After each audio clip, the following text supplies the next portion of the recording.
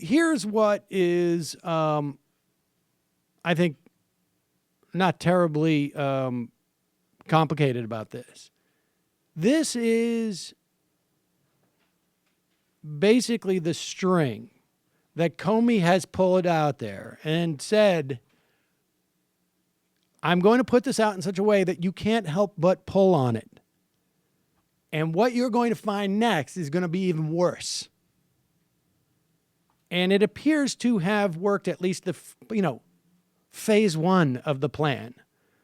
Because Jason Chaffetz, the soon-to-be retired Republican chairman of the House Oversight Committee, has demanded that the FBI turn over all, quote, memoranda, notes, summaries, and recordings of discussions between Mr. Trump and Mr. Comey. And so what you have here is the ability of Comey, who may or may not have an actual case, a criminal case against Flynn, although I think it's likely they do against Flynn, against Trump, against Jared, against Ivanka, against whomever. Whole crime family. I mean, who knows what he has? But as of the day that he was fired, he did not have a fully formed case. However, this stuff is now going to be released, at the very least, to members of this committee. Comey has, he didn't want to release it. He's being forced to release all this information, some of which is innuendo, speculation, whatnot, but it's all going to be put out there. And remember, impeachment and the 25th Amendment, for that matter, these are not criminal procedures. These are political procedures. And so it doesn't matter if he didn't have a fully formed case. In fact, if he didn't have a fully formed case, this is the best case scenario, that someone else forces him to put forward all of the three-quarter finished work, half-finished work that will certainly look, I think, bad for Trump. And I bet it's worse than this, because these guys are professional creators of narratives. And, they're not Hollywood scriptwriters, so I'm not saying that as a compliment per se. You don't get to be FBI director unless you know your way around a memorandum. Well, I mean, look, we've seen what they do to people who are completely innocent. Oh, really? Right? They know how to handle some innocent Muslim guy. Exactly. I think they can take care of this. Exactly. Heck, all we need are three guys who are looking for some military-style boots and uniforms, and we can create a virtual coup against the United States. And so these guys know what they're doing. This is not a good situation for the Trump administration. And in fact, and here is... And, I mean, you watch television, it doesn't matter what news network you watch, if it's anything but Fox, and you see all these former Justice Department officials and CIA officials and communications officials, and I would just guess, I have nothing to base this on, but some sort of disturbingly high portion of a percentage of those people are probably involved in some type of Tuesday brunch meeting where it's like, this is what we're going to do this week. So, all of this stuff, you have to just be conscious that everyone who's presenting this information, and maybe some instances it's not, but the vast majority of them, there's an agenda behind it. I'm not saying that about anybody specific. I have this is Matthew Miller.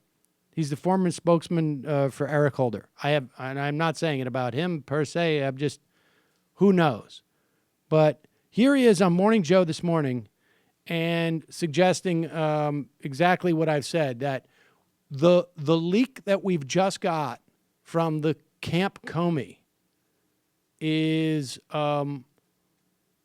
undoubtedly not the full Monty, if you will. Where you said effectively, stay tuned. This was last week. Director James Comey keeps a paper trail of just about everything. Do you suspect that the memo that was leaked to the New York Times or conveyed in some way and described to the New York Times yesterday is the first of many that we'll hear about from Comey? Yeah, I think so. I mean, the Times, in fact, reported that he had written a number of memos. And I think if you look at Jim Comey's past, this is completely consistent with what he's done in prior administrations he served in. He wrote memos like this in the Bush administration. And if you look at the memo that came out last night, and you think about the inappropriate conduct it reveals, remember that he also had this dinner with the president in late January where the president asked him to pledge a loyalty oath, apparently, where he asked him about the status of the investigation. I have to think there's a memo about that conversation, and I have to think there's a memo about other conversations. And look, if I were in Jim Comey's shoes, you probably don't leak the worst memo first, right? The memo we saw last night may be the least damaging to the president. We may be seeing even more explosive ones to come. Yeah, I mean, oh yeah. There's, I mean, the loyalty conversation. God knows what else. I mean, he's just sitting there on some level, like, and it's so. I just have to say, it's especially when you mention the entrapment of Muslims things. It's so hard to talk positively of James Comey, but you could just imagine him sitting there, and one part of him is like terrified, like this guy's actually the president, and the other part of him is just like memo, report. Like, right. This is incredible. Like, this guy is such a moron. He's probably written these memos. He mailed them to himself. He sent them to his mother. He gave them to everybody in the FBI. They probably were part of like the Christmas package that they gave out in muffin baskets. I mean, there's probably such a paper trail of this thing. It's going to be pretty crazy. Hi, folks. It's Sam Seder. You know me from just a minute ago. Listen, we've had a problem on YouTube. Let me make a graphic visualization. Back in March, our revenue and the ads that were monetized was a lot, like here. And now, over the course of actually within a day into April, it's down to about here. Now, this is just a artist rendering, but that's basically it. We were here, and now we're here. That's because of some YouTube thing where advertisers were concerned on being on hate sites. And of course, we're a news organization that sometimes talks about hateful people, and we got caught up in their algorithm. I thought it would be fixed by now. It's not. We need your help to keep giving you free content on YouTube. We don't have the advertiser support that we had even back, here. So we're looking for your help. Go to our Patreon site, give a couple of bucks. Literally, you could give a couple, and it would be very helpful. Head over there. Here's the link right here or down there. It's somewhere around here. Find it and go help us out. Thanks so much. Enjoy the rest of the show.